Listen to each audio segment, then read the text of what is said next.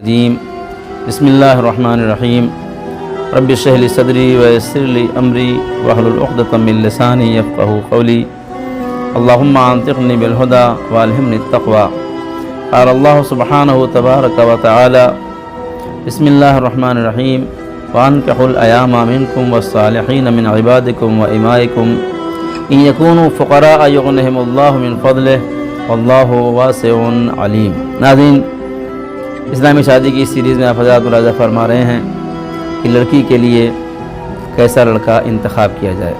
پچھلے ایپیسوڈ میں آپ نے دیکھا کہ کن مردوں سے اجتناب کرنا چاہیے اور پرہیز کرنا چاہیے۔ آج ہم بتائیں گے کہ آپ جب اپنی بیٹی کو کسی کے حوالے کرتے ہیں تو اس کے اندر کون سے اچھے صفات اسلامی نقطۂ نظر سے ہونے چاہیے۔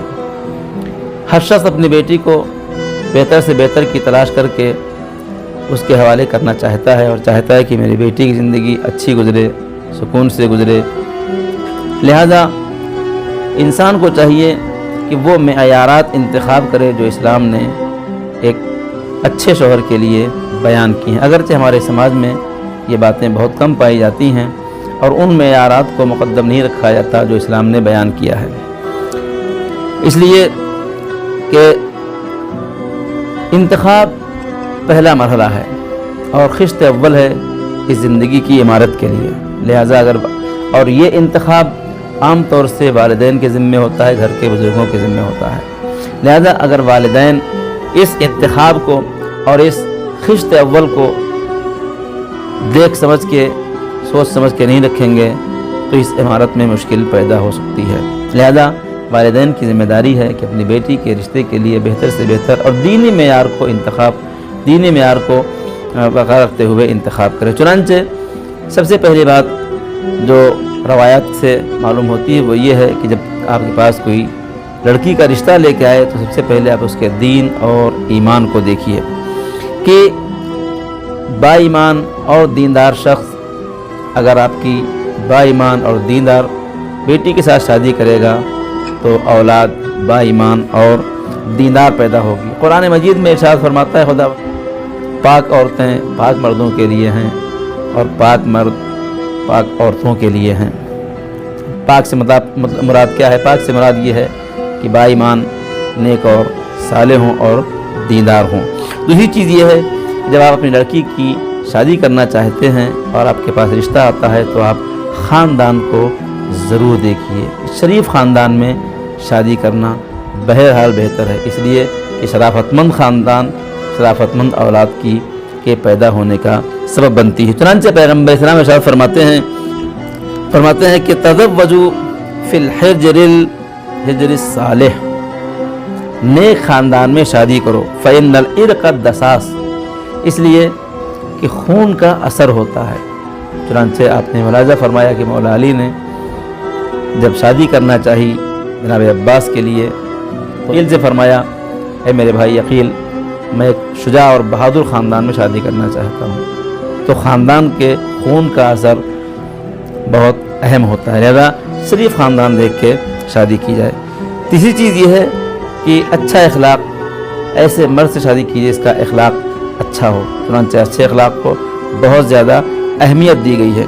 روایت کے جملے یہ ہیں، امام فرماتے ہیں اذا جاءکم من ترضوہ دینہ و امانتہ یخطب فتزوجوا، اگر آپ کے پاس کوئی ایسا شخص آئے جس کے آپ دین اور آپ اس کے اخلاق سے مطمئن ہیں تو اس سے اپنی بیٹی کی شادی ضرور کر دیجیے، اس لیے کہ دین اور اخلاق بہت اہم چیز ہے۔ با اخلاق شخص، چنانچہ پچھلے ایپیسوڈز میں آپ نے 8 امام علی بن صلی اللہ علیہ وسلم کی روایت کو ملاحظہ فرمایا، اس سے پہلے سعد کا قصہ آپ نے ملاحظہ فرمایا کہ اخلاق اور خاص طور سے بیوی بچوں کے ساتھ اچھا اخلاق بہت ہی اہمیت کا حامل ہے۔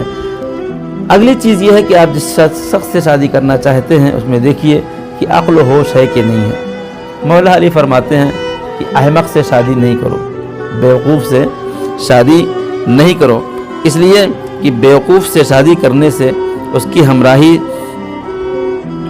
میں بلا ہے اور اولاد میں کمزوری ہے، ضیاع ہے۔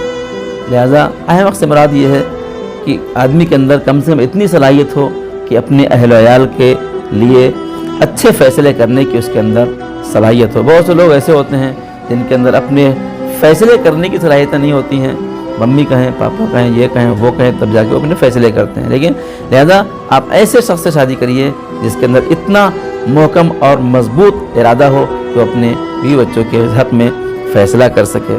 رہی بات خوبصورتی کی، ہر شخص خوبصورت چاہتا ہے، شکل و صورت، رنگ و روپ خدا کی دین ہوتی ہے۔ جس کا اخلاق اچھا ہوتا ہے، جس کا دین اچھا ہوتا ہے، اس کی شکل بھی اچھی ہوتی ہے۔ اور اس کے بعد ارشاد فرماتے ہیں کہ مناسب سن ہونا چاہیے۔ اب اس کی گفتگو شاید ایک ایپیسوڈ میں مسلسل آئے کہ لڑکی اور لڑکے کے درمیان جو گیپ ہوتا ہے، جو سن کے تناسب ہوتا ہے، وہ کتنا ہونا چاہیے، اس کی گفتگو انشاءاللہ بعد میں ہوگی۔ لیکن اتنا ہے کہ بہت زیادہ فرق بھی نہ ہو کہ مشکل ہو جائے، لہذا مناسب سن ہونا چاہیے۔ اور آخری چیز یہ ہے کہ آپ یہ دیکھیے، آخری چیز کہ لڑکا کرتا کیا ہے، کاروبار کیسا ہے۔ اسلام میں آخری چیز کاروبار کو رکھا گیا ہے۔ ہمارے پاس پہلا سوال کاروبار سے ہوتا ہے۔ کاروبار سے مراد یہ ہے کہ لڑکا کماتا ہے کہ نہیں، بیکار تو نہیں ہے، دوسروں پہ تو نہیں پڑ رہا ہے۔ ایک بات دوسری یہ ہے کہ اس کا کاروبار حلال سے ہے کہ حرام سے ہے، اچھے کام کر رہا ہے کہ برے کام کر رہا ہے، حلال غذا کھا رہا ہے کہ حرام غذا کھا رہا ہے۔ آپ اس شخص کو اپنی بیٹی دیجیے جو حلال کی کمائی کر رہا ہے اور حلال کھا رہا ہے، تاکہ جو بچے پیدا ہوں وہ ایسے پیدا ہوں کہ جو دیندار ہوں، جو متقی اور پرہیزگار ہوں۔ اگر تربیت اولاد کی گفتگو کبھی ہوئی تو وہاں بھی یہ روایت ملاحظہ فرمائیں گے کہ پیغمبر اسلام نے فرمایا اپنے بچوں کی تربیت ماں کے شکم میں کرو۔ اصحاب نے فرمایا یا رسول اللہ، ماں کے شکم میں بچے کی تربیت کیسے ہوتی ہے؟ پیغمبر اسلام صلی اللہ علیہ وآلہ وسلم نے فرمایا حلال غذا کھلا کے۔ لہذا اپنی بیٹی کا ہاتھ اس شخص کے ہاتھ میں دیجیے جو حلال کماتا ہو، تاکہ حلال کمائے، حلال کھائے، بچوں کو حلال کھلائے اور اس کا مثبت اثر جیسا ہم چاہتے ہیں ویسا پڑے۔ خدا سے دعا ہے پالنے والے تمام بچیوں کو بہتر سے بہتر شوہر عطا فرما، پالنے والے تمام بچوں کے اندر وہ معیار پیدا کرنے کی کوشش فرما